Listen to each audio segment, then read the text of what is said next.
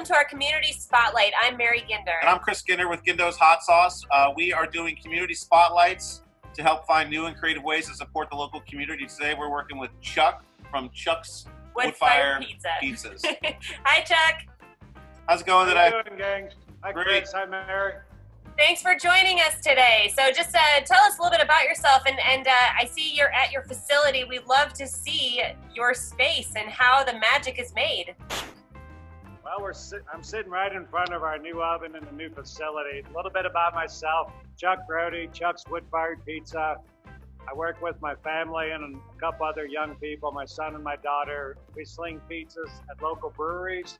We have a wholesale business where we produce flatbreads for numerous restaurants. You can also find our product available in 3-packs with our original, where you can make your own pizzas at home. And then we have a 3-cheese and a 4-cheese variety, kind of ready out of the package, and they sometimes don't make it out of the car. But, it's true. I had that. I've got 3 from you one time. I don't think I even made it home. I was telling Mary about them. She's like, you couldn't save me one? I've had customers buy them at the farmer's market, and before they leave, they come back with the empty bag and grab another one. Pretty much it. So it's kind of fun to see. They're delicious, yeah. We've been fortunate enough to be doing this for just about 10 years. We're coming up on our 10-year anniversary, which is June 23rd this year. So pretty thankful through this environment to be reaching that point.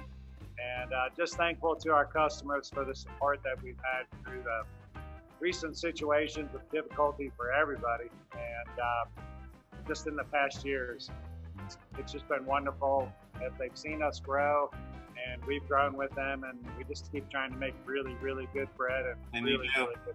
You certainly You do. really That 4-cheese is my favorite, no doubt about it. Hey, I see that oven back there. Why don't you tell us a little about that oven? That thing's awesome. Show us that. All right, let me switch this camera here, because there we go. All right. This is a Pavesi oven from Italy. My dad was a baker for 52 years. I was fortunate enough to work many years with him when he passed. And he said, when it's the guts of your oven, buy the best you can find. So we literally found the best wood-fired oven that we could get our hands on. This is a gas-fired oven. You can see that the floor spins. And so I can get a really perfect pizza without a lot of skilled help. We do have some skilled folks here, but we're out selling and maintaining our customer service. And we're turning this into more of a production facility. So we're able to have a gas-fired backup while we have the hickory smoked fire over on the left. You can see kind of the fire bin over to the left. Not a log in there right now because we're not producing, but it's just a great oven for us. We're able to produce on a consistent basis, and we're going to be supplying more counts in the area here very soon. And it's also better for the environment, right? You're using less wood, you said? Absolutely. We've cut down. We were doing about literally a face cord about every 2 weeks. We're down to a face cord about every 4 months now. Wow. So it's really awesome. It's considerable, and we've still maintained. It actually is a better. It smells like hickory smoked bacon when you walk into our shop. It's amazing. It does. Hey, Chuck, what's the best way for people to find you to figure out what market you're at or what festivals or what, I know you do a lot of sort of beer pop-ups. Yeah, we advertise on We advertise on Facebook mostly for our events. A lot of our patrons, a lot of our vendors where we go to are I don't know what the word I'm looking for. The breweries and such, our partners that we go to, they pretty much promote on Facebook, and so do we. Okay. So that's our main space. So the best thing to do is follow us on Facebook. Our 2 mainstays, I just have to give a shout out to them because it's local. D&G Brewery in St. Charles and Riverlands in St. Charles. We are at both of those facilities twice a month. And they've been extremely gracious to us to continue to perform. D&G let us actually produce in the parking lot while we were in between buildings for a while. We've just really been received well by the community, and we just appreciate their support. So my initial goal 10 years ago when I was working at Starbucks, I was telling people, I just want to make pizza, wear tie-dyed shirts, and just sell pizzas up and down the Fox River Valley. That's pretty much what you do. That's perfect. Pretty much what we do. So we're lucky enough to provide St. Charles, Geneva, Batavia, right up and down the valley with pizza. And we've reached out to a few other spots, but there's so much local business here and so much local support. It's like, why travel when you don't need to? I tell you, there really is a quality difference in your flatbreads too. I really appreciate what you're doing. I mean, they really are. You can taste the difference. It's amazing. It is.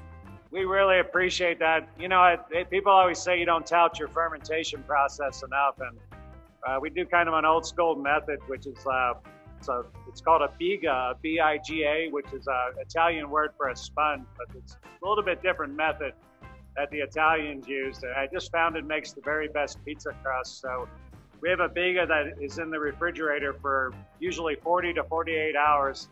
We produce the final dough, and then it sits in the refrigerator for another 48 hours. So it slowly ferments and just really builds up that nice flavor. And you've probably seen our pizza, but you can see those nice blistery crust on the outside of the bread. Yeah. I'm an old school crusty baker. And I like the bread to be the same way. I love it. Nice steam bubbles on the outside. So we work really hard to maintain that. When you crisp into our pizza, that's what you're tasting. It's that process that we use. Well, we really appreciate what you're doing. Please keep up the great work, Chuck. It's awesome. I love people that are passionate about what they do. And what markets are you doing right now for the summer season? We are doing the Geneva market, just opened this past Sunday. We had a record day for the 4 years that we've been there. It was amazing. That's and we plan on building on that. We are also at the Wheaton market. Garlic Bread Farm sells our product at the Batavia market on Saturdays, and as soon as the Oswego market opens back up, I don't know if it's Oswego, I always mess that up. I like both ways. I thought the Oswego had a classier sort of ring to it. Yeah, they're on Sundays, and if that one opens up, we will be there as well. Yeah, end of June, I think they're planning on it, so we'll be there too. I will give a shout out, if you don't mind, we are in a few retail stores. They've been great to us. Reams Meats out in Elburn is our #1 account. They were gracious enough to let us in the very first retail account. It's our largest account. And Randy and Janelle and the whole team out there, I just can't say enough about them. They're wonderful. And also, we are at the Rustic Farm in Elburn. It's a farm store where they have a CSA program. Mark and Luis, they have grown all their own produce. They raise goats right on the property and eggs. And it's just a really nice place to go hang out, super people to deal with. They sell our breads. There's a store called the Royal Wren in Geneva, and also Joseph's Meats in Geneva. We just recently got in there. We've been there about 3 months now. Perfect. Awesome. Thanks, Chuck. Thank you so much, man. Really great. Really appreciate it. Thank you for your support, and I love you guys' red sauce. Oh, thanks. Anything else you need to put on this? No, we're great, man. That's perfect. Thanks, Chuck. We'll see you soon, all right? All right, that was fun. Take care. Thanks, Bye. You too. Bye.